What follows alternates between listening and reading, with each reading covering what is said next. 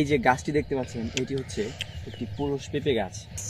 Hello, আসসালামু আলাইকুম viewers, কি অবস্থা সবাই, কেমন আছেন সবাই? এসে পড়েছি নতুন একটি ভিডিও নিয়ে। কৃষি দিবানিশ ইউটিউব চ্যানেলে আপনাদের সবাইকে জানাচ্ছি আন্তরিকভাবে শুভেচ্ছা ও অভিনন্দন। এই যে গাছটি দেখতে পাচ্ছেন এটি হচ্ছে একটি পুরুষ পেঁপে গাছ।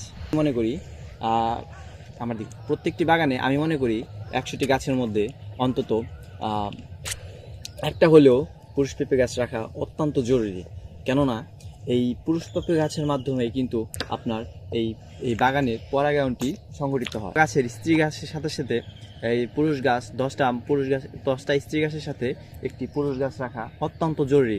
তা না হলে বাগানের পরাগায়ন ভালো হবে না, ফুল ঝরে যাবে, পরাগায়ন খুবই খারাপ হবে, যে একদম মানে ফুল এতটা পরিমাণে ঝরে যাবে, কোনো ফুল টিকতে চাইবে না, আর ফলন তো অধিক কম হবে।